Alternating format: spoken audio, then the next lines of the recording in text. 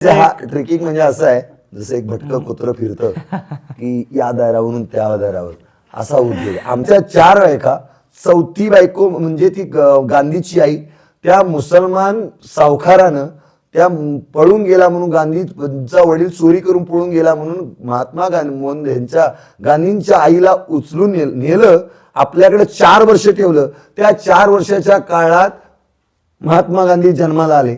मग कोणाचे पुत्र? 4 वर्ष ती व्यक्तीची माथा एका मुसलमानासोबत राहते.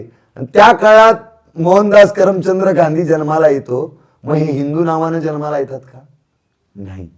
आम्ही तुम्हाला आजपर्यंत ठेवून घेतो ही आमची कृपा म्हणा. जर भगवा आतंकवाद राहिला असता तर ज्या वेळेला देशाची फाळणी झाली ना, एक एक उडकून बाहेर काढला असता आणि तिरंग्याऐवजी त्याच वेळेला भगवा फडकला असता. आम्ही वारंवार समर्पण करतो. आता 36 वर्ष शिवाजी महाराजांनी रंगणांगणात घातली. 36 वर्षात 289 लढाई खेळल्या आणि 4 का 5 वेळा शिवरायांनी माघारी घेतलाय, काही तह केलाय. परंतु त्यांचा पुत्र संभाजीराजा 9.25 वर्षाच्या कालखंडात 125 पेक्षा जास्ती लढाई खेळतात, एकही लढाईत पराजय नाही. अनेक वैशिष्ट्य संभाजीराजांचं पाहायला मिळतं. शिवाजी महाराज आपल्या बुद्धीचा वापर करायचे, एक वेळा एक शत्रू आपल्या अंगावरती घ्यायचे. संभाजीराजा आपल्या बुद्धीबरोबर आपल्या शक्तीचा वापर करायचे, एका वेळी 5-5 शत्रू आपल्या अंगावरती घ्यायचे आणि धाड करायचे. सामोरे जाण्याकरिता शक्ती लागणार आहे, धाडच लागणार आहे, शौर्य लागणार आहे, पराक्रम लागणार आहे, युक्ती लागणार आहे, बुद्धी लागणार आहे.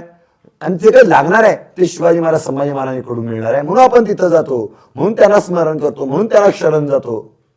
नमस्कार. समाजवाणी न्यूज बेळगाव या यूट्यूब चॅनलवरती आपल्या प्रेक्षकांचं सहर्ष स्वागत आहे.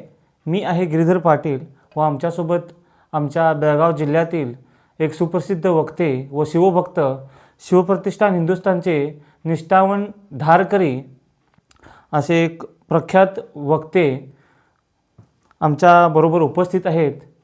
त्यांचं आम्ही आमच्या कार्यक्रमामध्ये स्वागत करतो. नमस्कार दादा. सर, आज आम्ही खास करून आमच्या या भागामध्ये किंवा महाराष्ट्रामध्ये शिवप्रतिष्ठान हिंदुस्थान यांच्याकडून जे कार्य सुरू आहेत किंवा गुरुजी आमचे आहेत, संभाजी बुडी गुरुजी यांनी जे कार्य चालवलेत यांच्याबद्दल आम्ही प्रेक्षकांपर्यंत पूर्ण माहिती पोहोचवण्यासाठी म्हणून आज तुमच्याशी संपर्क केला आहे. सर, तुमची थोडक्यात माहिती प्रेक्षकांना कळू दे की तुम्ही बाबा खास कोण, तुमचे व्यक्तिमत्व काय आहे, थोडक्यात तुम्ही प्रेक्षकांना आमच्या सांगा. असं आहे, मी हिरामणी लक्ष्मण मुच्छंडीकर, राहणार कणबर्गीला. मी श्री शिवप्रतिष्ठान हिंदुस्थानचा एक धारकरी आहे. ते आदरणीय श्री संभाजीराव विनायकराव भिडे गुरुजींनी घडवलेला एक धारकरी आहे. शिवछत्रपतींचा पाईक आहे आणि शिवछत्रपतींची संभाजी महाराजांची प्रेरणा ऊर्जा घेऊन जे गुरूंच्या आज्ञेनुसार खेडोपाडी जाऊन समाजापर्यंत जागृत करण्याचं काम श्री शिवप्रतिष्ठान हिंदुस्थानने एक जबाबदारी दिलेली आहे. ते प्रचाराच्या दृष्टीतनं गाव खेड्यापाड्यामध्ये जाण्याचं काम मी करत असतो सातत्यानं. हेच आमची ओळख आहे. धारकरी हीच आमची एक ओळख आहे. ओके. सर, शिवप्रतिष्ठान हिंदुस्थानला जोडण्याची तुमची सुरुवात कशी झाली? म्हणजे तुमचं कार्य कसं तुम्ही सुरू केला? काय कहाणी याच्या मागची? आज जवळपास 19 वर्ष उलटून गेली की आदरणीय संभाजीराव विनायकराव भिडे गुरुजींचं प्रथम दर्शन बेळगाव येथील एका भांदुरगल्लीच्या कार्यक्रमात गुरुजी आले होते.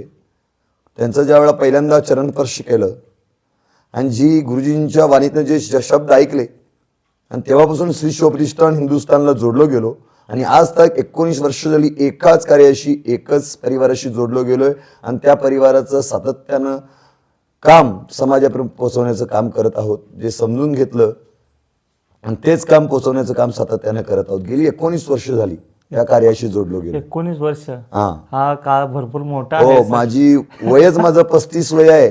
35 वर्षातली 19 वर्ष, 16 वर्षाचा असताना मी या कामाशी जोडलो गेलो. नाही सर, आता कार्य आपल्या राजकारणी लोक आहेत ना, ते पार्ट्यामध्ये 1-1 वर्ष 2-2 वर्ष सुद्धा टिकत नाहीत. महाराष्ट्राचं उदाहरण घेतला तरी पण तुम्ही पाहू शकता काय विस्कळीत झालेलं आहे. आणि तुम्ही या फक्त एक सामाजिक कार्यासाठी 19 वर्ष काम करताय म्हणजे भरपूर आम्हाला अनेक संघटनेचे विचार ऐकायला भेटले, आवडले असतील, परंतु त्यांचे विचार तिथपर्यंत ठेवले, त्यांच्या कार्यक्रमांना गेलं असेल, परंतु आपल्या नावापुरती एकच नाव सातत्यानं आम्ही जोडलं गेलो, श्री शिवप्रतिष्ठान हिंदुस्थान. हे एकच नाव गेली 19 वर्ष सातत्यानं. आणि आम्ही आज हयातीत असताना किंवा आम्ही गेल्यानंतर आमच्या नावानंतरही नावा अगोदर हेच नाव जोडलं गेलं, शिवप्रतिष्ठान हिंदुस्थान. खूप चांगलं आहे सर, खूप चांगलं आहे. निष्ठावंत कसं राहावं हे या तुमच्या मी पण कानावरती ऐकलंय. शिवप्रतिष्ठान हिंदुस्थानचे कार्यकर्ते कसे निष्ठावंत असतात हे त्या कार्यकर्त्यांना भेटूनच समजतं. हो. हे सुद्धा आज मला पटलेलं आहे. तर सर्वप्रथम आम्हाला सांगा सर, बलिदान मास म्हणजे काय नेमकं आणि हा उपक्रम करण्याचा माझ्या मागचा हेतू काय आहे? हा मुळात एक उपक्रम नसून एक राष्ट्रीय उपासना आहे, एक राष्ट्रीय सूतक आहे. धर्मवीर बलिदान मास म्हणजे संभाजीराजांना ज्या वेळा कैद केलं गेलं आणि संभाजीराजांना ज्या वेळा मारलं गेलं, संभाजीराजे बलिदान झाले, तो काळ होता संपूर्ण महिन्याचा फाल्गुन शुद्ध प्रतिपदा ते फाल्गुन अमावस्या. या संपूर्ण 30 दिवसाच्या काळात संभाजीराजे बलिदान झाले. संभाजीराजाचं 1 दिवसाचं बलिदान नसून ते 30 दिवसाचं असं स्मरून आपण संपूर्ण महिना सुतकाचं आचरण करतो. त्याच आपण या महिन्याला बलिदान मास म्हणून आचरण करतो. आणि संभाजीराजा मुळात आपल्याकरता बलिदान झाला, या राष्ट्राकरता, या परंपरेकरता, या संस्कृतीकरता, या धर्माकरता, या रूढी चालीकरता, आपल्या पूर्वजांकरता बलिदान झालेत म्हणून आपण ते स्मरण करून हा संपूर्ण महिना सुतक पाळतो, बलिदान मास म्हणून आचरण करतो. या बलिदान मासच्या काळात आपले सर्व हिंदू तरुण वर्ग मुंडन करतात, पायात चप्पल घालत नाहीत, गोडधोड खाणं टाळतात, चहा पिणं टाळतात, सुखाच्या कार्यक्रमाला जात नाहीत, मांसाहार खाणं टाळतात, व्यसनं सोडतात. अनेक गोष्टींचा सुखरूप त्याग करून संभाजीराजांचं बलिदान आपल्या डोळ्यासमोर आणतात आणि हा धर्मवीर बलिदान मास आचरण करतात. आजच्या घडीला समस्त हिंदू समाजाने हा बलिदान मास आचरण करणं अत्यंत आवश्यक आहे. मग आज महाराष्ट्रातील अनेक युवती युवक भरपूर या ओघामध्ये आहेत, आता म्हणजे बलिदान मास पाळत आहेत. पण या सहभाग प्रेरणा कोणती तुम्हाला दिसते? बाबा इतका सहभाग वाढत आहे आता. आमच्या बेळगाव भागाला सुद्धा भरपूर सहभाग आहे. आमच्या गावामध्ये सुद्धा 50 तरी मुलं मुली न कोणी बोलवता न कोणी बोलता छत्रपती शिवाजी महाराजांच्या मूर्तीसमोर जाऊन बलिदान मासाची पूजा वगैरे, नित्य पूजा वगैरे सुरू आहे. हो, बोले ते सचाले त्याचे वंदावी पावेले. आपले जे गुरु आहेत, जे बोलतात ते स्वतः आचरणात आणतात. गुरुजींनी गेली 40 वर्ष संभाजी महाराजांच्या सुतकाचा प्रारंभ केला. म्हणजे जे संभाजी राजांचं बलिदान मासाला सुरुवात गेली 40 वर्ष झाली. आणि 40 वर्षाचा प्रारंभ होत असताना स्वतः गुरुजी ते आचरण करतायत. स्वतः गुरुजी स्वतः आचरण करून समाजाला सांगा की तुम्ही आचरण करा. आणि गुरुजींची प्रेरणा डोळ्यासमोर ठेवून आजच्या या महाराष्ट्रातल्या असो, कर्नाटकात असले असो, सर्व युवक तरुणी गुरुजींना डोळ्यासमोर आदर्श म्हणून संभाजी राजाचं सुतक डोळ्यासमोर ठेवून ते आचरण करतायत. स्वतः गुरुजी अनमानी पायाने गेले अनेक वर्ष चालतायत आणि अनेक गुरुजींनी त्याग केला. तो त्याग, ते समर्पण पाहून आपल्या तरुणामध्ये एक प्रेरणा जागृत झाली की आपला गुरु इतका थोर आहे. तो आम्हाला सातत्यानं सांगतो की आपल्या राजानं आपल्याकरता बलिदान दिलाय आणि ते आपल्या राजाचं सुतक पाळणं आमचं कर्तव्य आहे. आणि ते गुरुजींचे शब्द प्रत्येक तरुणापर्यंत आज पोचले गेले आणि ते शब्द आज त्यांना एक ऊर्जा सूत्र बनलाय तरुणामध्ये. आणि ती ऊर्जा घेऊन ते तरुणी आजच्या घडामोडीमध्ये जे धर्मवीर बलिदान मासच्या नित्यनेमानं आदरांजली वाहण्याकरता उपस्थित आहे. आता तुमच्याकडून एक प्रेक्षकांना समजावं म्हणून एखाद्या युवकाला किंवा युवतीला किंवा कोणत्याही हिंदू मानवाला जर आम्हाला बलिदान मास जर पाळायचा असेल, त्याचे नियम कोणते व अटी कोणत्या आहेत? त्याला काही नियम अटी असे काही त्याला नाही. भरपूर आज ठिकाणी समाजामध्ये काय झालंय, एक सोशल मीडियामधनं व्हायरल होते की सर्वच गोष्टी पाळल्या पाहिजे. आपल्या शारीरिकच्या दृष्टिकोनानं जी क्षमतेनुसार आहे, मला कोणती एक गोष्ट सोडायला जी आवडीची, जी आम्हाला दररोज सकाळी उठल्यापासून झोपेपर्यंत लागते, सकाळी अंथरुणातनं उठल्यावर पुन्हा अंथरुणात जाईपर्यंत जी सातत्याने गोष्ट आपल्याला लागते, दररोज आपल्याला लागते काय, पायात चप्पल घालणं. हे सातत्याने जी वस्तू लागते, आम्ही दररोज मऊ गादीवरती झोपण्याची सवय असते काही लोकांनी, ती त्याग करावी. आपल्या आवडत्या जीवनातल्या एक आवडत्या एका गोष्टीचा तरी त्याग केला तरी भरपूर आहे. असं नाही की सर्वच गोष्टी त्याग केल्या पाहिजे. आपल्या वयेनुसार, आपल्या क्षमतेनुसार काही गोष्टींचा त्याग केला पाहिजे. आज आपण खेड्यापाड्यामध्ये गेलो, तुम्हाला सांगण्याचा उद्देश इतका आहे, मी ज्या वेळेला ग्रामीणमध्ये फिरत असतो, काही शाळांमधून आमच्याकडे कंप्लेंट येतात, काही वडीलधाऱ्यांच्या पालकांच्या कंप्लेंट येतात की आमचं मुलगा बलिदान मास पाळतोय, शाळेत दिलेला अल्पाहार खात नाही आहे, दूध पित नाही आहे.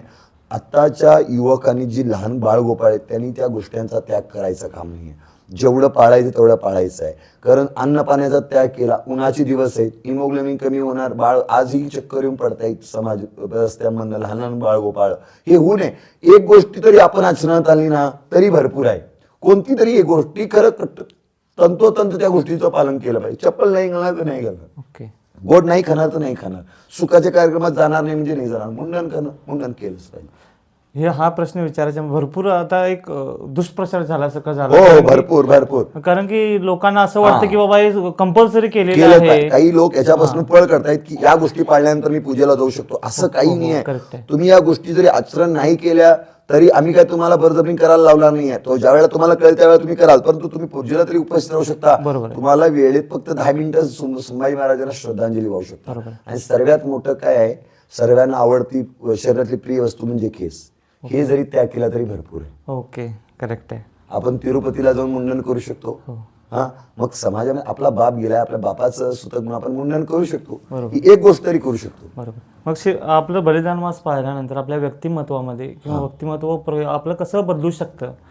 ह्याच्यामध्ये एक उत्तम असं अनेक गोष्टी चांगल्या घडू शकतात. ज्या व्यक्तीला जर नजर चुकीने व्यसन असेल आणि त्यानं जर या बलिदान मासच्या काळात 30 दिवसाचं व्यसन सोडलं, शास्त्र सांगतं, विज्ञानही सांगतं, जी व्यक्ती एका वस्तूपासून 21 दिवस लांब राहिली ती त्याच्यापासून कायमस्वरूपी लांबू शकते. मग एक फायदेशीर पण आहे, जे व्यसन जी करतायत त्यांनी हा सोडलं पाहिजे. या काळात जर सोडलं की आपल्याला कायमस्वरूपी व्यसन सुटेल आणि याच्यातून आपल्याला त्याग समर्पण काय कळणार आहे.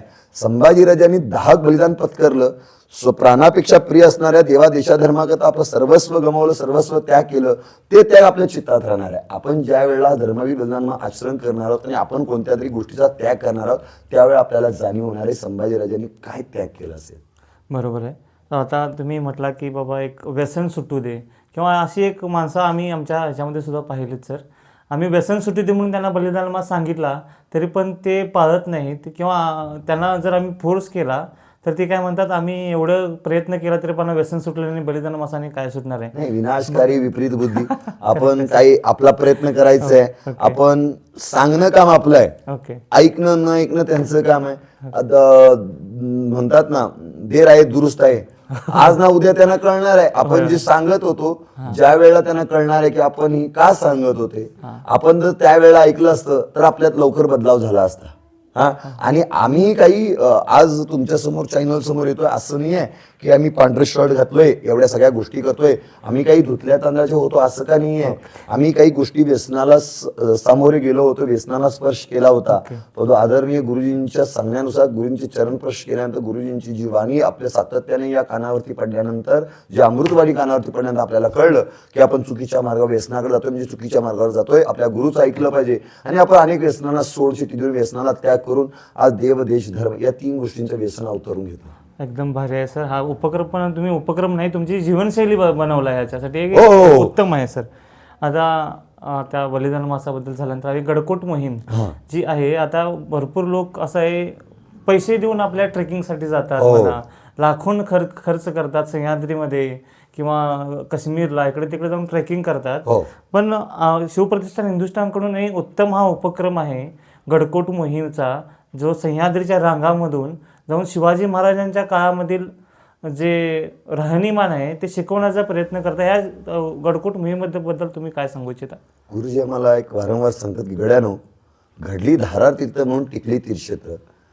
या 350 वर्षापूर्वी ज्या सह्याद्रीच्या खुशीत जर मावळे धारातीर्थी पडले नसते तर या देशातली तीर्थक्षेत्र शिल्लक राहिली नसती. म्हणून आपण प्रत्येक वर्षी गुरुजींच्या आज्ञेनुसार गेली अनेक 40-45 वर्ष झाली सातत्याने त्या गडकोटात जातो, त्या सह्याद्रीच्या खुशीत जातो, शिवछत्रपतींच्या पाऊलखुणांचा अभ्यास घेतो. ज्या मार्गानं, ज्या मार्गस्थ झाले शिवछत्रपती, त्या मार्गाने आपण जाण्याचा प्रयत्न करतो. ज्या पाऊलखुणांना स्पर्श करून, ज्या मातीचा स्पर्श करतो, ज्या झऱ्याचं पाणी शिवछत्रपती मावळ्यांनी पिलं असेल त्या झऱ्याचं पाणी पिण्याचा प्रयत्न करतो. ज्या खुशीत शिवाजी महाराज त्या सह्याद्रीच्या खुशीत बसले असतील, उठले असतील, राहिले असतील, त्या कुशीत जाण्याचा आपण प्रयत्न करतो. का जी जीवनशैली शिवछत्रपतींनी मावळे जगले ती जीवनशैली आपल्या आत्मसात व्हावी. त्यांचं कर्तृत्व, त्यांचं पराक्रम, त्यांचं धाडस, त्यांचं शौर्य आपल्यातही भिनलं पाहिजे आणि त्यांचं जे काही त्याग त्या कुशीत आहे, त्यांनी त्यांच्या रक्तानं, त्यांच्या घामानं भिजलेली ती माती आपल्या शरीराला लागली पाहिजे. आणि आत्मोन्नती, आत्मसाक्षात करून जसं पांडुरंगाची वारी निघते आळंदी ते पंढरपूर किंवा आपल्या प्रत्येक गावातनं, आणि प्रत्येक वारकऱ्याची आस असते की त्या वारीमध्ये पांडुरंग परमात्मा येईल, जगद्गुरु तुकोबा ज्ञानेश्वरी येतील, ही आस, ही भावना ठेवून तो पंढरपुरात वारकरी तो वारी करतो. तशीच आस, तशीच आमची निष्ठा आहे त्या धारातीत, त्या यात्रेमध्ये, त्या गडकोट यात्रेमध्ये. आपण ज्यावेळेला प्रवास करत असताना, चालत असताना आपल्या सोबत शिवछत्रपती संभाजी महाराज किंवा असंख्य नरवी मावळे, जीवा महला असेल, तानाजी मालुसरे असतील, बाजीप्रभू देशपांडे असतील, येसाजी कंक असतील, असे अनेक नरवी मावळे आपल्या सोबत आहेत. ही भावना उराशी वागून आपण चालत असतो. आता तुम्ही म्हटला की इतिहासाला जागरूक होऊन आम्हाला एक चांगली वाट मिळते, पण एकेकांना असं वाटतं की गडे हो मुर्दे क्यों उखाड रहे हो, मतलब इतिहासाचा काय फायदा आहे आम्हाला, उगाच इतिहास करून आम्ही काय करणार, फायद्याशी निगडीत असे प्रश्न विचारणारे भरपूर लोक आहेत. आता जरी युग पुढे आला असलं तरी एक लक्षात ठेवा, शिवाजी महाराज, संभाजी महाराज ज्या समस्याला त्या पिता पुत्रांनी तोंड दिलं, ती समस्या आजही उत्पन्न आहे, आजही वावरत आहे. जसं की आता इराणमध्ये हा. खमेनी वारलेले आहेत, तो सुप्रीम लीडर. तिथं हा सुप्रीम लीडर असो कोणताही लीडर असो तो मेला तिथं. होय हा तिथल्या लोकांना आनंद वाटतोय. होय इराण मधल्या लोक जल्लोष साजरा करतात. इराण मधल्या महिला रस्त्यावरती उतरून हिजाब टाकून आनंद 35 वर्षाच्या गुलामीतून आम्ही मुक्त झालो असं त्यांना वाटतं. परंतु इथल्या भारतातल्या मुसलमानांना दुःख वाटतं. मग याला काय म्हणावं? मग तुम्ही सांगू शकता मेलेले मर्दे कशाला उकडून काढताय? मग मेलेत काय मर्दे? मेलेत काय? नाही मेलेत. आजही लक्षात ठेवा स्वभाव बदलला नाहीये. आणि शिवाजी महाराज संभाजी महाराजांनी ज्या समस्याला तोंड दिलं ती समस्या आजही आहे. आजही देशात विश्वात वावरत आहे. त्या समस्येला हिंदू समाजाने तोंड द्यावं लागणार आहे. आणि तोंड देण्याकरता सामोरं जाण्याकरता शक्ती लागणार आहे, धाडस लागणार आहे, शौर्य लागणार आहे, पराक्रम लागणार आहे, युक्ती लागणार आहे, बुद्धी लागणार आहे. आणि ते काही लागणार आहे ते शिवाजी महाराज संभाजी महाराजांकडून मिळणार आहे. म्हणून आपण तिथं जातो, म्हणून त्यांना स्मरण करतो, म्हणून त्यांना शरण जातो. आता जर एक शहरामधील मित्र आहेत, मैत्रिणी आहेत, ते आम्ही सुद्धा 2 वेळा गडकोट मोहिमेला गेलेलो. मग ते आम्हाला कॉल करतात की आम्ही ट्रेकिंगला जातो, पैसे देऊन इकडे तिकडे करतो, पण त्या ट्रेकिंगसारखी मजा येते का आपल्या गडकोट मोहीममध्ये, किंवा अनुभव भेटतो का? ट्रेकिंग म्हणजे असं आहे जसं एक भटकं कुत्रं फिरतं की या दारावरून त्या दारावर, असा उद्योग. आमचा तो उद्योग नाही. ट्रेकिंग करतायत ते करू दे, आम्ही त्यांचा विरोध करणार नाहीये. आमचा बोलण्याचा त्यांनी दुरुपयोग करून घेऊ नये, आम्ही सहज बोलून जाणार. परंतु त्यांचं जे काय उद्योग आहे, परंतु आपल्या गडकोट मोहिमेवर आम्ही बोट करून घेणार नाही. आम्ही शिवछत्रपती संभाजी महाराजांचा पाऊल खुणांचा अभ्यास घेत जातोय. त्यांची जी वृत्ती आहे ती आमच्यात भिनली पाहिजे. त्यांच्या मातीत लोळायला आम्ही जातो आणि ती माती 4 दिवस अंघोळ नाही, 4 दिवस सुखाच्या संसारावरती पाठ फिरून जातो आम्ही. स्वतःची नेलेली शिजोरी कुठल्या तर हॉटेलमधलं खाणं, कुठली बिस्लरी पाणी पिणं, हा उद्योग तिथं मोहीममध्ये चालत नाहीये. घरची शिजोरी पाठीवरती घेऊन 4 दिवस त्या गडकोटात जातो, नेलेली शिजोरी सोडून खातो. आणि ते वरती आकाश, खालती जमीन, आपल्याला काय गादी नाही, काय नाही, नेलेलं पांघरून हंतरुंगून झोपतो थंडीच्या कडाकाड्यात. खालती काठे दगड रोपत असतात तरी आणि परत या मोहीमध्ये ट्रेकिंगमध्ये कोण वक्ते भेटतात का? अहो देशभरातील मोठे मोठे व्याख्याते आपल्याला व्याख्यान शिदोर देण्याकरता येतात. आणि याच्या पलीकडे सांगू, ज्यांनी या शिवप्रतिष्ठानच्या माध्यमातून जी धारकरी घडवले ते गुरु आपल्या सोबत असतात. आली काय पाहिजे या मोहिमेमधून? मग तेच आजच्या डिजिटल युगात सर इतिहास दूर जात आहे.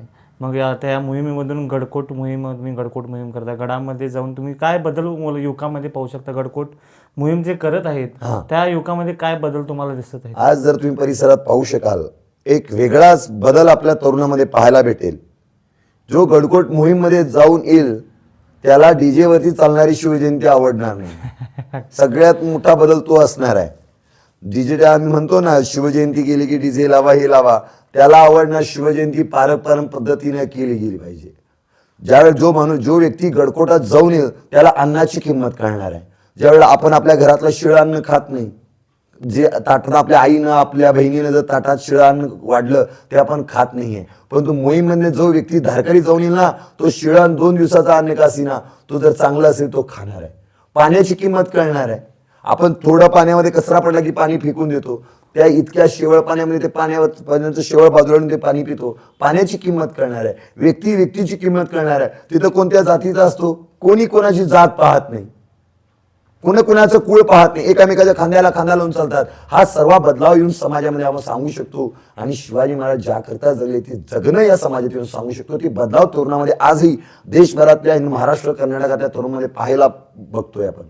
आता सर तुम्ही शिवजयंतीबद्दल बोलला, त्याच्याबद्दल एक सगळ्यांच्या मनामध्ये एक प्रश्न असतो, नेमकी शिवजयंती केव्हा साजरी करायची? आज तुम्हाला बघा वाईट वाटतं की शिवाजी महाराजांची 3 वेळा जयंती साजरी केली जाते. काही लोक असा प्रश्न करतात 365 दिवस साजरी केली तर काय वाईट आहे?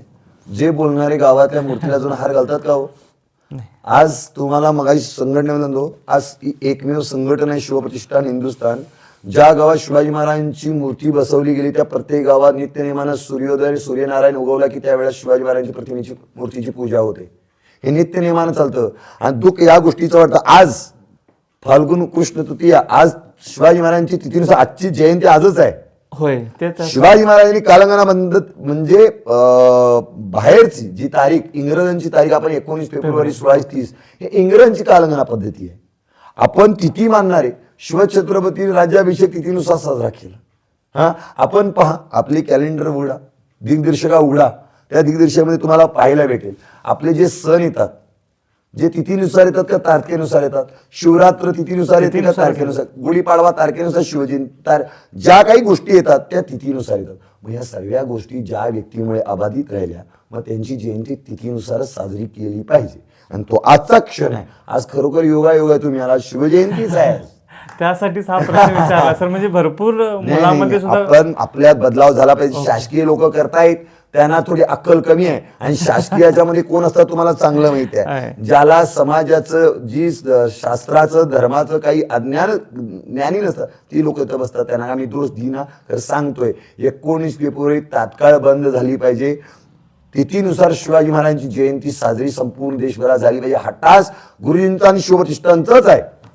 सर आता हे एकदम बरोबर आहे तुमचं. कारण काय आहे, 4 दिवशी शिवजयंती साजरी करण्यापेक्षा तिथीनुसार व जे आपल्या हिंदू धर्मामध्ये जे धर्म आपण सांगतो ना, मग तिथी आपण पाळली पाहिजे, त्यासोबतच आपण साजरी करायला पाहिजे. ओके. त्याचसोबत सर आता छत्रपती शिवाजी महाराजांचे जे पुत्र आहेत, छत्रपती संभाजी महाराज, यांच्याबद्दल फक्त एक आम्हाला मुलांमध्ये किंवा आमच्या हिंदू धर्मामध्ये एवढंच माहित आहे की त्यांना छळ करून मारण्यात आला, इतकंच. ते पण आताच्या काळामध्ये थोडंफार जास्तीत जास्त लोकांपर्यंत जाऊन पोहोचलंय.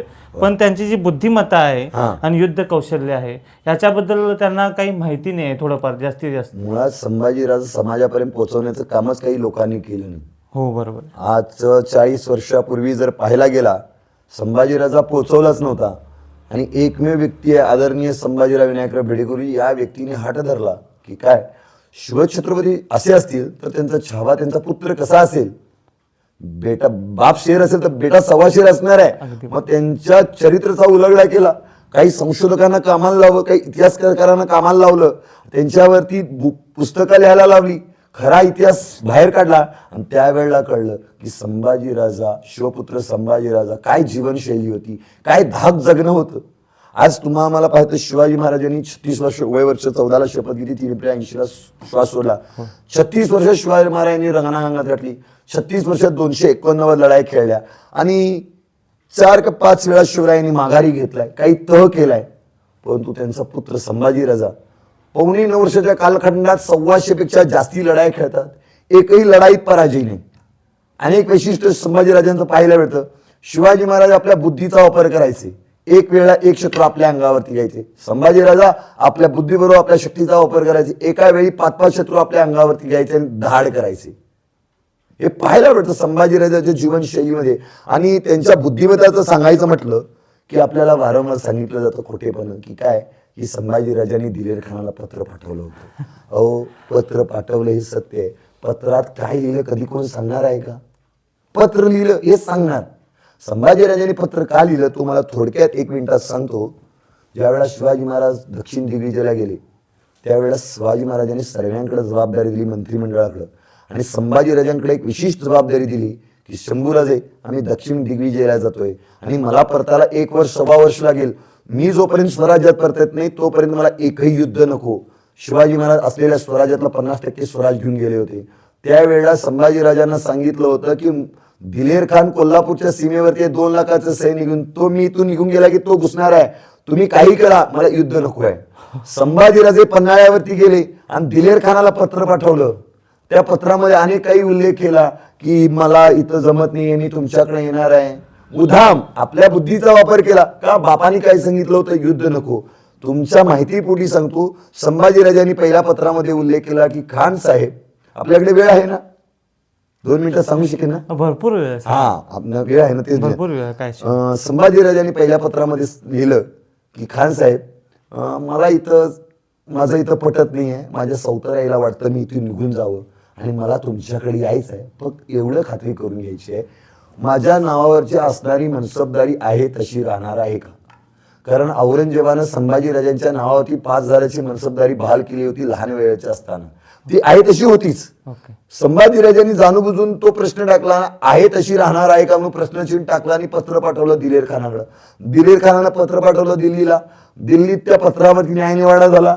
ते पत्र पुन्हा दिलेर खानाकडे आलं. दिलेर खानानं संभाजीराजांना पाठवलं, आहे तशी राहणार आहे, 5,000ची मनसबदारी आहे तशी राहणार आहे, तुम्ही या. या एका पत्राचं उत्तर यायला 5 ते 6 महिने उलटून गेले. बुद्धीचा वापर पहा. एका पत्राचं उत्तर याला 5 महिने उलटून गेले. संभाजीराजांनी पुन्हा पत्र पाठवलं की खान साहेब, माझा मनसुबा तुम्हाला कळला नाही. मला असं म्हणायचं होतं, 5,000 असणार आहे की वाढणार आहे. ओके. म्हणजे दिलेर खानाला तिथं फिरवलं संभाजीराजांनी, आपल्या बुद्धीच्या जोरावरती पत्र पाठवलं. मग दिलेर खानाला पत्र केलं. दिलेर खानानं औरंगजेबाला पत्र स्वतः लिहिला की आलमपणा, खुद सिवा काय बेटा चल करार आहे, काहीतरी वाढवून द्या. 5,000 ऐवजी 7,000 झाले. दुसऱ्या पत्राचं उत्तर यायला 6 महिने उलटून गेले. ह्याच्या 2 पत्रांच्या कालावधीत 1 वर्ष उलटून गेला. तिसरं मग दिलेर खानाला पत्र पाठव, तुझ्या मनासारखं झाला ये. त्यावेळेस संभाजीराजांनी शेवटचं आणि तिसरं पत्र पाठवलं, खान साहेब, बापांना जबाबदारी दिलेली आहे, जोपर्यंत बाप स्वराज्यात येत नाही तोपर्यंत मी तुमच्याकडे येऊ शकणार नाही. या काळात 16 महिने उलटून गेले. शिवाजी महाराज रायगडावरती आले. 16 महिने 2 लाखाच्या सैन्याला आहे तिथं संभाजीराजांनी थांबवलं. झाकली मूठ 1.25 लाखाची. वय वर्ष किती? 17 ते 18 वर्षाचे होते संभाजीराजे. काय बुद्धीचा वापर केला असेल, काय चाणक्य नीतीचा वापर केला असेल. जे युद्ध तर पराक्रम तर होताच, परंतु बुद्धीचा वापर हा भयंकर संभाजीराजांचा होता. त्या बुद्धीच्या जोरावरती 2 लाखाच्या सैन्याला आहे तिथे थांबवलं होतं. आपल्याला खोटं सांगितलं गेलं. जर संभाजीराजे दिलेर खानाला मिसळले असते तर हे 16 महिने कशाची वाट पाहिली असते. 16 महिने तर शिवाजी महाराज स्वराज्यात नव्हते, कधीच गेले असते की नाही. या बाप लेकामध्ये चाललेला हा कृष्णनीतीचा खेळ होता. या मुघलांना कसं माती चालायची त्या बाप लेकांनी ठरवलं होतं. अगदी त्याच हा एक भाग आहे. सर, तुम्ही अगदी अचूक सांगितला की लोकांपर्यंत पोहोचवलेलंच नाहीये. आणि कसं आहे सर, आपल्या विद्यार्थीचं पाठ्यक्रम आहे अभ्यासाचा, त्याच्यामध्ये सुद्धा फक्त छत्रपती आताच्या काळामध्ये या 10 वर्षामध्ये फक्त 1 किंवा 2 पेजेस ऍड केलेले आहेत. 2 पानामध्ये फक्त जे असंख्य म्हणजे जे इतिहास शिवाजी महाराजांचा आणि छत्रपती संभाजी महाराजांचा इतिहास आहे तो भरपूर मोठा आहे, पण तो 2 पानामध्येच नमूद केलेलं आहे. खंत याचं दुःख याचं कारण आहे, मागच्या 50 वर्षाच्या काळात जे सत्तेत असलेल्या सरकारांनी पाठ्यपुस्तकामध्ये शिवाजी महाराज काढले आणि आपल्याला वारंवार शिकवलं गेलं की या देशाला मोगलांनी किती वर्ष घेरलं, या देशाला इंग्रजांनी किती वर्ष घेरलं, या देशावरती आदिलशाही किती वर्ष घेरलं, या देशावरती कोणकोणते परकीय राजे आले, कोणकोणती सत्ता गाजवली, एवढंच सांगितलं. आम्ही किती वर्ष गुलामगिरीत होतो हेच सांगितलं. या राष्ट्राकरता बलिदान पत्करणारे देशभरातले क्रांतिकारक सांगितले नाहीत.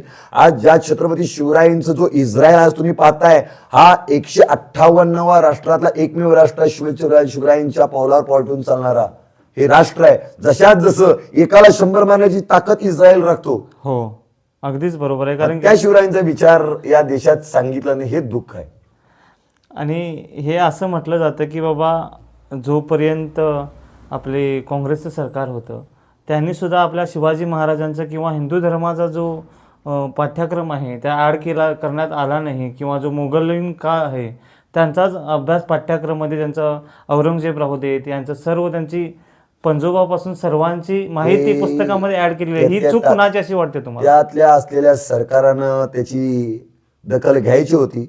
काय इतका पोळका होता त्या बाहेरच्या लोकांचा माहीत नाही, परंतु सडतड उत्तर एकच असणार आहे, त्या केलेल्या लोकांच्या चुकामुळे आज देश या परिस्थितीत आहे. त्यावेळेच्या लोकांनी जर चुका केल्या नसत्या, या पाठ्यपुस्तकामधून जर शिवाजी महाराज हटवले गेले नसते, तर आज जी देशभरात जी समस्या आहे ती काश्मीरची असो, केरळची असो, पश्चिम बंगालची असो, किंवा देशभरात ज्या ठिकाणी जी समस्या उत्पन्न होते ती एकमेव ही उत्पन्न झालेली समस्या त्या काळच्या असलेल्या सत्तांमध्ये झालेल्यामुळे आहे. त्यावेळेला जर समाजापर्यंत जर छत्रपती संभाजी महाराज पाठ्यपुस्तकामध्ये पोहोचवले असते, ही समस्या आज राहिलीच नसती. पण असं म्हणतात की आज शिवप्रतिष्ठान हिंदुस्थान राहू देत किंवा राष्ट्रीय स्वयंसेवक संघ राहू देत, अशा प्रकारचे भारतामध्ये संघटना कार्यरत आहेत, त्याच्यामुळे भगवा आतंकवाद वाढत चाललाय असं थोड्यांचं म्हणणं आहे. याचं तुमच्याबद्दल भगवा समर्पण आहे. भगव्याला आतंकवाद नाही म्हणणारे त्यांचा पहिला DNA टेस्ट करावा. जे भगव्याला आतंकवाद म्हणतात ना, आजपर्यंत काढा इतिहास किंवा तुम्ही पुस्तकं चाळा, न्यूज वाचा, एकही व्यक्ती जर तुम्हाला वाटेल देशविरोधी आपला हिंदू सापडला असेल, आम्हाला गुरुजी वारंवार सांगतात, पकडलेला सापडणारा प्रत्येक व्यक्ती मुसलमानच का असतो?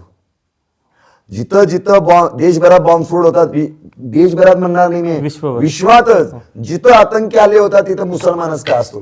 तिथं काय हिंदू राहत नाही? हिंदू आतंकवाद नसतो, भगवा आतंकवाद नसतो. भगवा हे समर्पण आहे, त्यागाचं प्रतीक आहे.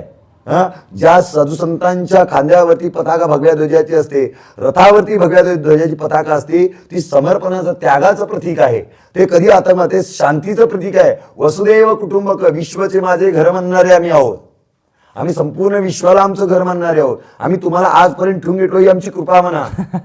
जर भगवा आतंकवाद राहिला असता तर ज्या वेळेला देशाची फाळणी झाली ना, एक एक उडकून बाहेर काढला असता आणि तिरंग्याऐवजी त्याच वेळेला भगवा फडकला असता. आम्ही वारंवार समर्पण करतो.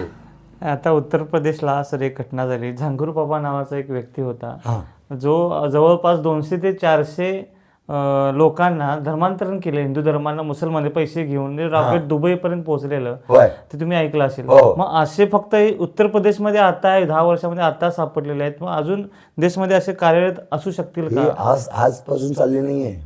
मुळात ज्या वेळेला मोहम्मद यांची पहिली स्वारी झाली भारतावरती इसवी 711ला, तेव्हापासून आज तक सातत्यानं आपल्या धर्मावरती हे सर्वात मोठं संकट आहे धर्मांतराचं. आपल्याला एक माहिती सांगतो, या कर्नाटकात आणि महाराष्ट्रात आता सध्या चाललेल्या टिपूचं गुणगान गातात.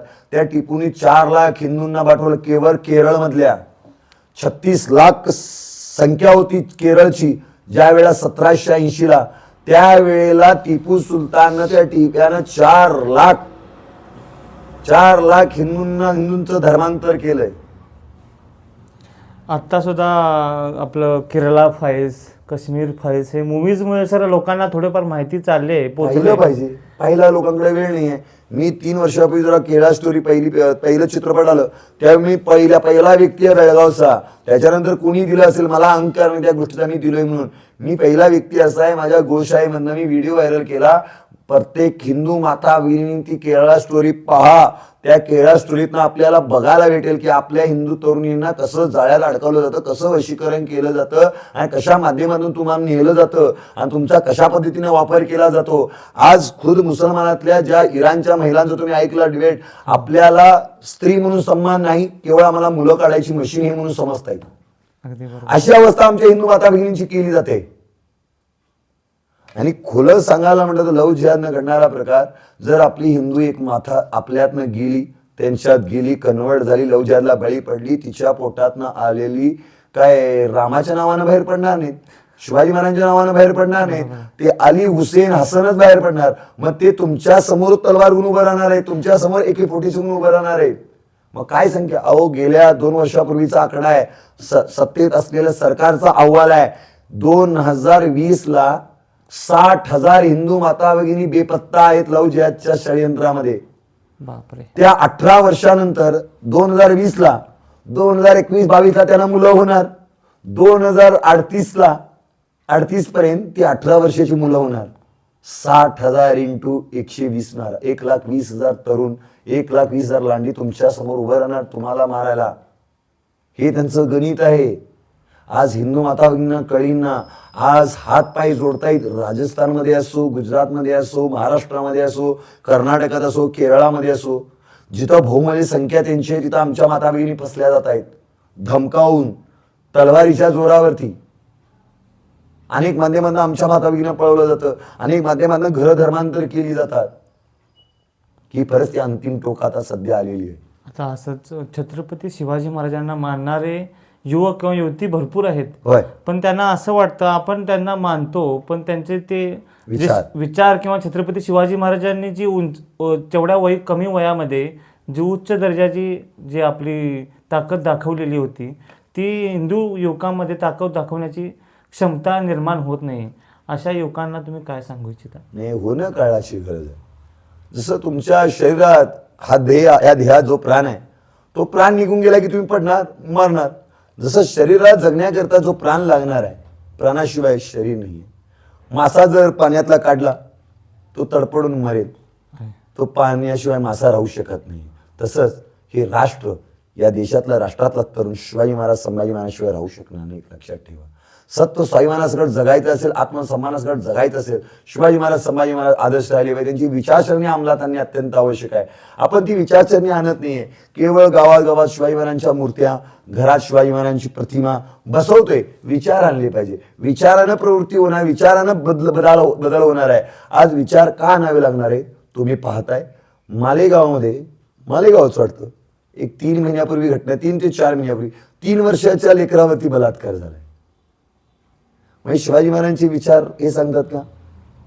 परस्त्रीला मातेसमान मानणारा राजा होता, परस्त्रीला साडी चोळीचा आयार करून पाठवणारा आपला राजा होता, पण तो त्याच राजाच्या स्वराज्यामध्ये 3 वर्षाचं लेकरू सुरक्षित नाही आहे. मग शिवाजी महाराजांचे विचार आहेत का? मग हिंदू तरुणींनी, हिंदू तरुणांनी त्यांच्या विचाराकडे वळलं पाहिजे, त्यांचे ग्रंथ वाचले पाहिजे, त्यांचं चरित्र वाचलं पाहिजे. त्या चरित्रातनं आपल्याला कळणार आहे की आपले स्वराज्याकरता, या राष्ट्राकरता आपल्या राजांनी काय केलं, काय समर्पण केलं. आता आपला पूर्वी इतिहासमध्ये सुद्धा नमूद आहे किंवा आपला हिंदू धर्म हा भरपूर जुना धर्म आहे. हो. भरपूर म्हणजे 1400 वर्षापूर्वी इस्लाम आला किंवा 1800 वर्षापूर्वी ईसाई धर्म आला. पण हिंदू धर्म हा असंख्य त्याची क्षमता ही सृष्टीच्या उगमापासून आहे. ओके. सृष्टीची निर्मिती झाली तेव्हापासून हिंदू धर्म आहे. आपण आरती म्हणतो युगे 28 विटेवरी उभा वामांगी रखमाई दिवे दिशोभा. त्या अर्थाकडे आम्ही लक्ष देत नाही. 28 युग झाली, तो पांडुरंग तिथं आहे, आणि 28 युग झाली तुम्ही आम्ही त्याच्या दर्शनाला जातो. म्हणजे विचार करा किती जुना आणि किती परंपरेनिशी जगणारा हा राष्ट्र आहे, धर्म आपला आहे. छत्रपती शिवाजी महाराजांच्या नेतृत्वातून आपण व्यवस्थापन किंवा युवकांनी काय जीवनमूल्यामध्ये काय शिकावं असं वाटतं? आपण त्यांच्याकडनं आदर्श घेतला पाहिजे. सगळ्या क्षेत्रामध्ये, शिक्षणाच्या माध्यमातून असो, ज्या क्षेत्रात तुम्ही आहात त्या क्षेत्रात तुम्हाला शिवाजी महाराज आदर्श आहेत. तुम्ही राजकारण करत असाल, राजकारणामधून तुम्हाला सत्तेत आहात, सत्तेमध्ये तुम्हाला जर कुणाचं ग्रंथ वाचायचा असेल, जे कोणी पुढारी असतील त्यांनी शिवरायांचं चरित्र वाचलं पाहिजे. उत्तम रयतेचं संरक्षण कसं करावं, उत्तम रयतेचं कल्याण कसं करावं हे शिवाजीराजे सांगतात. शिवाजीराजांचं चरित्र सांगतं. उत्तम प्रजेचं संरक्षण कसं करावं, सेनेनं, आता भारतीय सेना असेल, सेनानी कोणाचं चरित्र वाचावं, शिवाजी महाराजांचं चरित्र वाचलं पाहिजे. विद्यार्थ्यांनी कुणाचं चरित्र वाचावं, शिवाजी महाराजांचं चरित्र वाचलं पाहिजे. प्रत्येक क्षेत्रात, प्रत्येक कार्यात शिवाजी महाराज तुम्हाला आम्हाला आदर्श देतात. आपल्याला गुरुजी अनेक श्लोक सांगतात, महावादळांच्या विरोधात ठाके. आणि जरी असंख्य समुद्रावेळ जरी, सागरावेळ जरी शत्रू आलं, त्याच्यावरती मात करून विजयाची गाठ कशी करावी, विजयाचं परचम कसा पेहरावा हे शिवाजी महाराज सांगतात. शिवाजी महाराजांचं जीवनचरित्र सांगतं. आता अखंड भारताची परिकल्पना आहे. आता आपल्या हिंदू सहकार्याने बनलेलं सरकार आहे असं मानलं जातं. बरोबर. हो, त्या अखंड भारताची परिकल्पना आयुष्यामध्ये पूर्ण होऊ शकते का? असं होणार. ते असं नाही आहे तुम्ही सत्तेत सरकार आहे असं नाही. सत्तेत सरकार असो नसो काय, आज ना उद्या तो 100% सूर्य उगवणार आहे, ज्या वेळा दिल्लीच्या तख्तावरती भगवा फडकणार आहे. आणि ते फडकण्याचं काम तुम्ही आम्ही सर्वांनी उराशी बाळगलं पाहिजे. आणि ते लवकरच होणार नाही. आज ना उद्या ना परवा ते 100% होणार आहे. अखंड भारत संकल्पना, जो देशाची विभागना, जी देश या देशातून विभागून वेगळे केले गेले, ते 100% सर्व भारताच्या सीमेखाली येणार आहेत आज ना उद्या. आणि ती संकल्पना प्रत्येक साधू संतांची आहे. आता पूर्वी कसं व्हायचं, छत्रपती शिवाजी महाराजांच्या विरोधात जर किंवा आपल्या स्वराज्यामध्ये जर कोणी हल्ला करत असेल किंवा असा आतंकवादी किंवा निष्ठुर हल्ला करत असेल तर छत्रपती शिवाजी महाराज त्यांना कठोर कारवाई करायचे किंवा जशाच तसं उत्तर द्यायचे. पण आता असं लोकांचं म्हणणं आहे की बाबा काश्मीरमध्ये किंवा भारत देशामध्ये पाकिस्तानकडून आतंकवादी हमले केले जातात किंवा भ्याड हल्ले करून आपल्या लोकांना शहीद किंवा आपल्या जवानांना किंवा निष्पाप लोकांना उरीमध्ये झालं. गेली 70 वर्ष चालू आहे. ज्या वेळेला 1947ला देश स्वतंत्र झाला, स्वातंत्र्यापासून ते आज तक ते थांबलं नाहीये. परंतु या गेल्या 15 वर्षात ते कमी झालंय. मी सरकारला पाठिंबा देत नाही, पाठिंबा त्यांचा प्रचार करीना, परंतु थांबलंय. तुम्ही आकडे पाहू शकता. त्या 15 वर्षापूर्वी दररोज मारले जायचे, दररोज त्या सीमेवरती जवानांच्या हत्या केल्या जायच्या. परंतु या 15 वर्षात जसा उत्तर देणारा पंतप्रधान दिल्लीच्या तख्तावरती आहे, तो कोणत्या पक्षाचा, आम्हाला पक्षाचं देणं घेणं नाही. परंतु देशाचा समर्पण म्हणून जो व्यक्ती काम करतोय, धडपडतोय, आज देशाच्या सीमेवरती जवानांच्या खांद्याला खांदा देऊन तो काम करतोय. जवानांच्या पाठीमागं थाप पण त्यांची शबासकीचा थाप आहे. ते सांगताय जशाला तसे उत्तर द्या.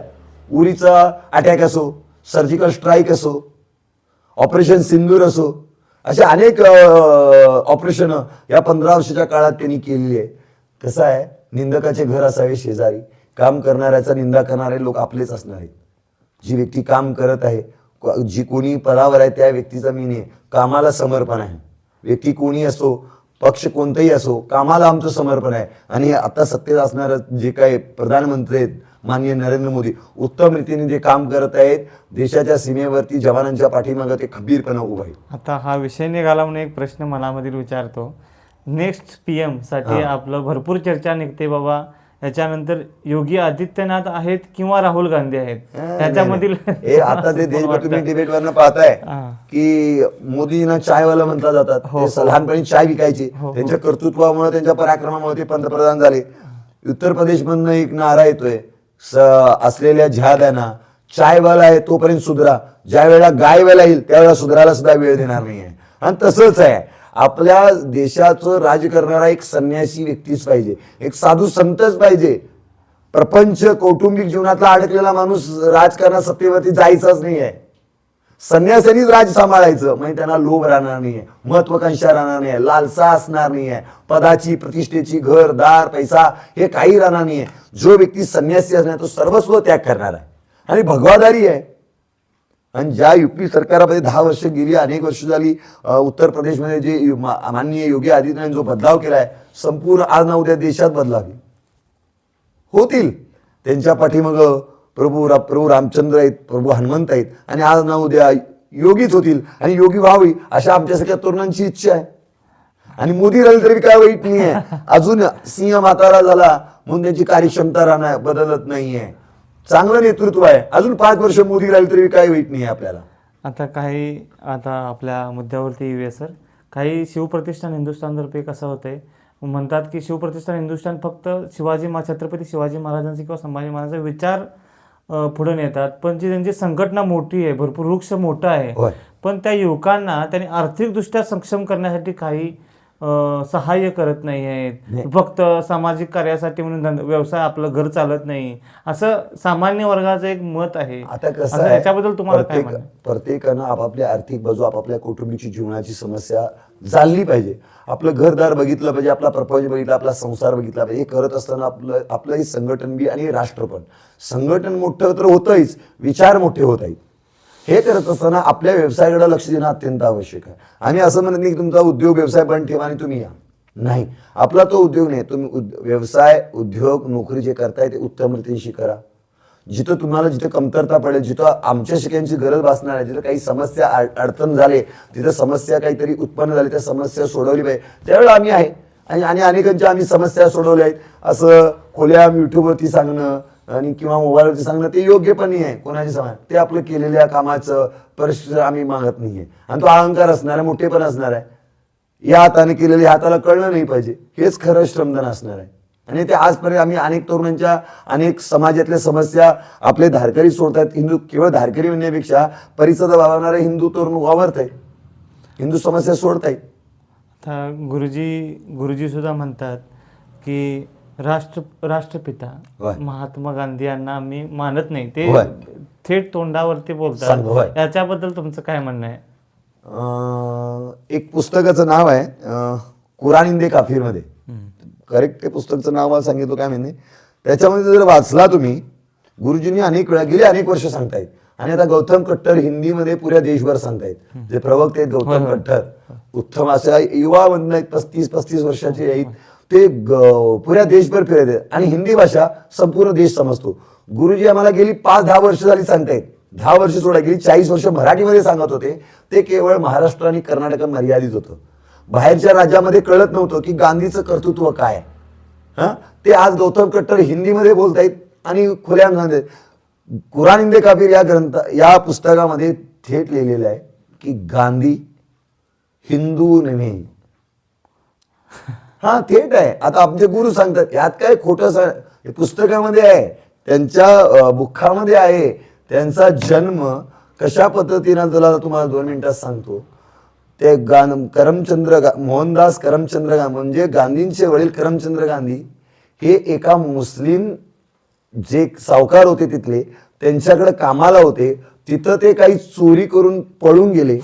त्यांच्या वडिलाच्या 4 बायका, 4थी बायको म्हणजे ती गांधीची आई, त्या मुसलमान सावकारानं त्या पळून गेला म्हणून, गांधीचा वडील चोरी करून पळून गेला म्हणून महात्मा गांधींच्या आईला उचलून नेलं आपल्याकडे 4 वर्ष ठेवलं. त्या 4 वर्षाच्या काळात महात्मा गांधी जन्माला आले. मग कोणाचे पुत्र? 4 वर्ष ती व्यक्तीची माथा एका मुसलमानासोबत राहते.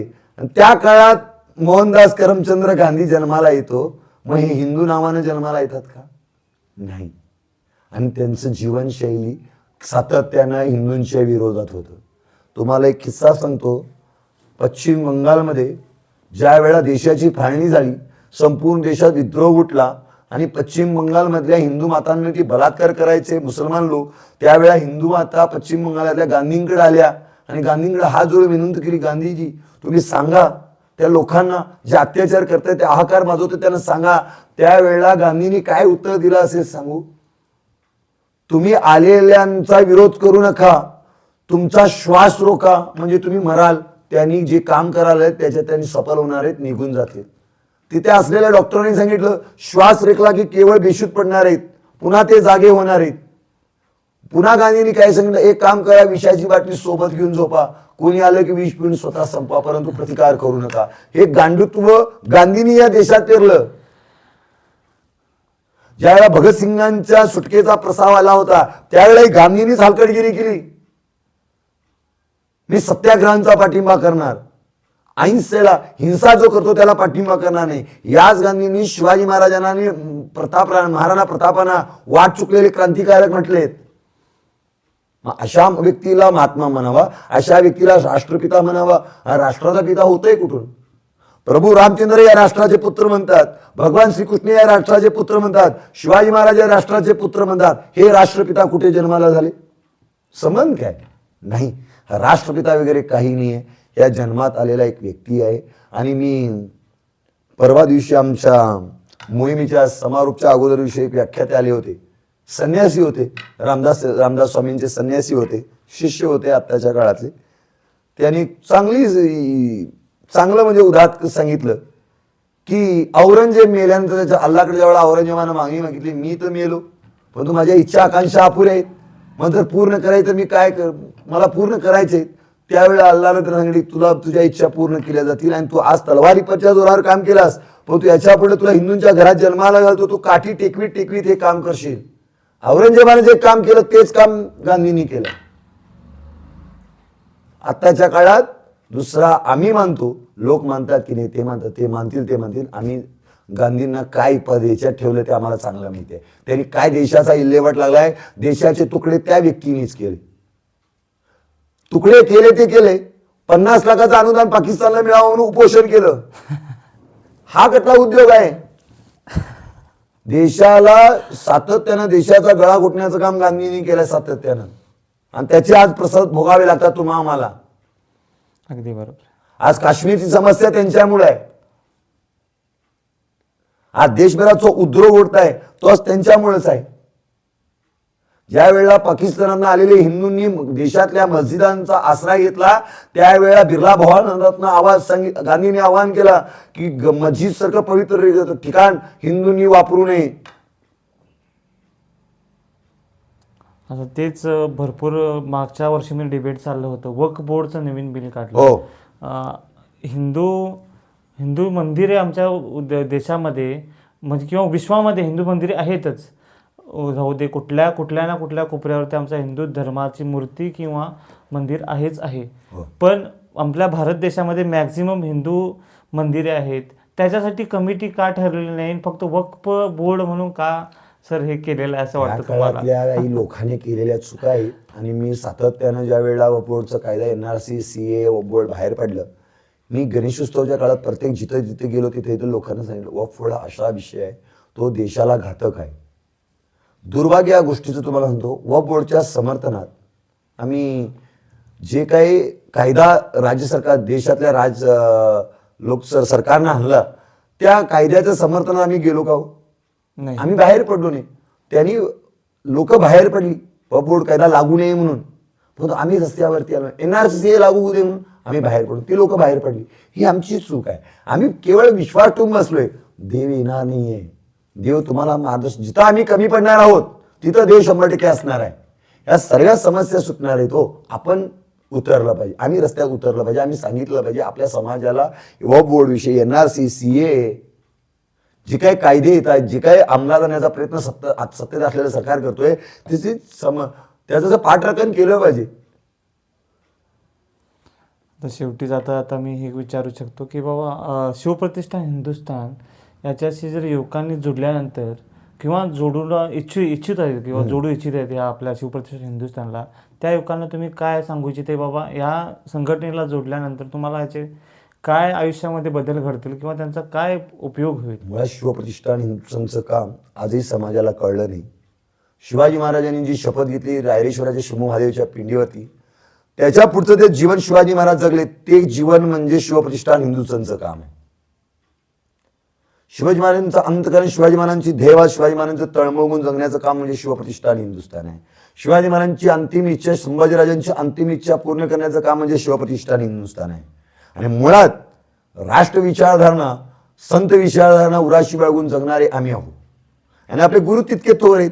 आम्ही आमच्या गुरूंना जगद्गुरु तुकोबा, समर्थ रामदास, महर्षी वाल्मिकी, व्यास, ज्ञानेश्वर या रूपात आमच्या गुरुजींना पाहतो. ते गुरुजी आम्हाला सातत्यानं मार्गदर्शन, त्या काळातल्या संतांनी शिवछत्रपती संभाजी महाराजांना मार्गदर्शन केलं. आजच्या युगातल्या तरुणांना, हिंदू समाजाला आज गुरुजी मार्गदर्शन करतायत की उठा, देश संकटात आहे, देशाचं संरक्षण करा, मातृभूमीचं संरक्षण करा, हे राष्ट्र तुम्ही टिकवलं पाहिजे, हे टिकवण्याची तुमची जबाबदारी आहे. सातत्यानं गुरुजी आपल्याला वारंवार सांगतात आणि आम्ही ते करत आहोत. म्हणजेच ह्या मला समजून आलं की बाबा 19 वर्षापासून तुम्ही इतकं धडपडत आहात. बाबा कशासाठी धडपडाल? बाबा हिंदू धर्म आपला पाळून आपण राष्ट्रभक्ती कशी करू शकतो हे या शिकायचं असेल तर शिवप्रतिष्ठान हिंदुस्थानमध्ये जोडायचं आहे. तसं नाही, मी असं म्हणणार नाही की या संघटनेला जोडा. आपल्याला जिथं विचारसरणी पडते, आम्ही आजपर्यंत मी रोखोक बोलणारा व्यक्ती आहे. तुम्हाला जिथं विचार पडतात, संघटना भेदभाव करत बसू नका. मला राष्ट्रीय सेवा संघाचे विचार पडतात, तुम्ही राष्ट्रीय सेवा संघ जॉईन करा. तुम्हाला विश्व हिंदू परिषदचे विचार आवडतात, मी विश्व हिंदू परिषद जॉईन करा. बजरंग दलच्या आवडतात, श्रीराम सेनेच्या आवडतात, सनातन संस्थेच्या आवडतात. तुम्हाला जिथे विचारसरणा पडते तुम्ही तिथं जावा. मी असं म्हणणार तुम्ही शिवप्रतिष्ठानमध्ये हिंदुस्थानमध्येच या. तुम्हाला आमचे विचार पडले, आमची कार्यशैली पटली, तुम्ही इथं या. पटत नसेल या, ऐका, जावा. आपापल्या विरोध करत बसला तर याद रखा, आम्ही सर्वजण संपले जाणार आहोत. आम्ही सर्व संघटितून काम करूया. आपण या भारतमातेची लेकरं आहोत आणि भारतमाता आमची आई आहे. ज्याप्रमाणे ती कुंतीची मुलं 5 होती, भीम, अर्जुन, नकुल, सहदेव, अर्जुन, तशाच पद्धतीने या भारतमातेची आम्ही 5 लेकरं आहोत. शिवप्रतिष्ठान हिंदुस्थान असो, राष्ट्रीय सेवा संघ असो, बजरंग दल असो, विश्व हिंदू परिषद असो, श्रीराम सेना असो किंवा सनातन संस्था असो, या आईची तुम्ही आम्ही लेकरं आहोत. सगळ्याला वेगवेगळी क्षमता, वेगवेगळी ताकद वेगवेगळी आहे. सगळीकडे समान ताकद नाहीये. सर्वांकडे आपापल्या क्षमतेनुसार ताकद आहे. ती सर्व ताकद एकरूप करूया आणि या भारत मातेवरती येलेलं संकट दूर करूया आणि या भारत मातेला पुन्हा एकदा गतवैभव प्राप्त करून देऊया, हीच माझी इच्छा आहे. आणि ह्याच इच्छेनं धावपळ करतोय. सर्वांना संघटित करण्याचं काम, देवानं दिलेली जबाबदारी पार पाडण्याचं काम सातत्यानं करत आहोत आणि सर्व हिंदूंनीही करावं. खऱ्या अर्थानं तुमचं कौतुक करावं तितकं कमी आहे. आजच्या युगात, सगळ्या भावदौडच्या युगात तुम्ही माझ्यासारख्या छोट्या लहान धारकऱ्याला करायला या कामाकरता निवडलं. तुमचं कौतुक करावं तितकं कमी आहे. आम्ही काय वक्ते नाही आहे, का प्रवक्ते नाही आहे, का अभ्यासकारक नाही आहे, एक पोटतिडीक आहे. कारण आमचं शिक्षणही तितकं नाही आहे. मी तेवढं नवीन शिक्षण झालंय. ही पोटतिडकीनं समाजामध्ये पाहिलेलं, ऐकलेलं, पाहून ती पोटात आग निर्माण झाली. त्या आगीच्या ओघाने मी बोलायला सुरुवात केली आणि त्या बोलण्यातनं आज गावोगाव खेड्यापाड्यात जातोय. हा सर, तुम्ही म्हणता की मी अशिक्षित आहे, पण नागेश अशिक्षित आहे, पण गुरुजींनीच म्हटलेलं होतं, जो हिंदू सभ्य सुशिक्षित तो भेकड तो होतो, सत्य बोलण्या सत्य ऐकण्या जीव तयाचा घाबरतो. आपण सुशिक्षित राहून काय उपयोग नाही आहे सर. आपले विचार सत्य असतील तर आम्हाला कोठीही थारा नाही किंवा कोठेही आम्हाला आम्ही कुठेही जागा निर्माण तयार करू शकतो. हे तुमच्या व्यक्तित्व महत्त्वातून आम्हाला समजलं, म्हणून आम्ही तुमच्यापर्यंत येऊन पोहोचलो. याच्यामध्ये तुम्ही कमीपणा बघता, हा तुमचा मोठेपणा आहे. याच्यामध्ये काही नाही. आणि हीच तुमची समजतं की गुरुजींचे विचार तुमच्या मनामध्ये कितपर्यंत जाऊन पोहोचलेले आहेत. आम्हाला निद्रा लागत नाहीये गुरुजींची तळमळ पाहून. जो व्यक्ती 94 वयात इतकं फिरू शकतो तर आम्ही तर 35 वर्षाची आहे, आम्हाला तरी जमिनीवर पाय टेकून आमचे इथं तर उद्या तिथं तर असं गेलं पाहिजे आम्ही. आमचे गुरुजी आजही आम्हाला कुठं सांगलीत आहेत, कुठे कोल्हापूरला आहेत, कुठे जयसिंगपूरला आहेत, कुठे पुण्याला आहेत, कुठे सातारला आहेत. गुरुजींचा ठाव ठिकाण नसतो. सातत्याने इतकी व्यक्ती 94 वर्षात सुद्धा तळमळत. मग आम्ही काय करावं? आज असंच वाटतं की नाही, गुरुजींच्या डोळ्यात एका गुरुजींची इच्छा आकांक्षा आपण पूर्ण केली पाहिजे. गुरुजींना जे वाटणार आहे, रायगडावरती 32 सुवरसे स्थापन ते आम्ही करणार 100%. स्वराज्याचा कडापारा, स्वराज कडापारा आम्ही लावणारच. हिंदवी स्वराज कडापारा आम्ही जे जे गुरुजींनी शिवाजी महाराजांच्या इच्छे आकांक्षातून जे संकल्पना आमच्यापर्यंत पोहोचवली ती 100% आज ना उद्या पूर्ततेला नेणार आहे. आणि तो पांडुरंग परमात्मा त्या कामाला यश देणार आहे. खूप चांगलं आहे सर तुमच्याशी भेटून आणि ही मुलाखत घेऊन. खरंच मला ह्या वर्षीची पहिली मुलाखत आहे. मला भरपूर आनंद झाला की शिवजयंतीच्या निमित्ताने ह्याच दिवशी आम्हाला तुमच्याशी बोलण्याचा एक योगायोग ठरला. हा पण भरपूर चांगला योगायोग आहे. त्यासोबत याच्यामध्ये एक पुस्तक आहे की माझं, मी एक छोटंसं पुस्तक लिहिलं आहे सर, यशोमंत्र म्हणून मुलांसाठी. तुम्ही ते पाहू शकता. मुलांना हवं तर तुम्हाला मी फ्रीमध्ये प्रोव्हाइड करतो मुलांसाठी. हे यशोमंत्र म्हणून पुस्तक आहे सर. मी 1-2 वर्ष लागून हे पुस्तक लिहिलेलं आहे सर, कामाच्या व्यापातून. असू दे की पुस्तक लिहिलंय फार मोठी गोष्ट आहे. यशोमंत्र म्हणून पुस्तक आहे सर. हो, स्वप्न ते स्वप्न भविष्याचा. बघा सर, वाचून तुम्हाला हो, आवडेलच. 100% वाचणारच. Thank you sir. हो, धन्यवाद. तुम्ही वेळेत वेळ करून आमच्याकडे आला. काही इश्यू नाही सर. या योग्यतेला आम्हाला समजल्याबद्दल आणि या तुमच्या चॅनलच्या माध्यमातून समाजाला आव्हान करतोय, विनंती करतोय की आपण संघटित राहूया. देश फार मोठ्या समस्येला झुंजतोय आणि या देशाला झुंज देण्याची ताकद लागणाऱ्या आपल्या एकीची आपण संघटित राहूया. संघटित राहून या भारतमातेचं गतवैभव प्राप्त करून द्या. याच तुमच्या चॅनलच्या माध्यमातून मी समस्त हिंदू समाजाला विनंती करतोय, आवाहन करतोय. धन्यवाद. आणि एक शेवटी सर, जे प्रेरणा मंत्र आहे तुमच्या ओठातून प्रेक्षकांना एकदा. हो, आम्हाला गुरुजी सांगतात की सकाळी उठल्या भारतभूमीवरती पाय ठेवायच्या अगोदर या भूमीवरती पाय ठेवायच्या अगोदर प्रेरणा मंत्र म्हटलं पाहिजे. धर्मासाठी झुंजावे, झुंजून यावयाशी मारावे, मारिता मारिता घ्यावे राज्य आपले. आपण हे धर्मासाठी झुंजावे म्हणतो ना, हे प्रेरणादायी आहे आपल्याला. एका कडव्यातच आपल्याला धर्मासाठी झुंजावं कसं, धर्मासाठी लढावं कसं, धर्मासाठी मरावं कसं, धर्म संस्थापनेसाठी काम कसं करावं हे आपण प्रेरणामंत्र उठल्या म्हटलंच पाहिजे. आपण पूर्णतः प्रेरणामंत्र घेऊन संध्याकाळी झोपताना ध्येयमंत्र म्हटलं पाहिजे. शिवरायांची 8वा वीरउर्व, शिवरायांचा 8वा प्रताप, शिवरायांचा 8वा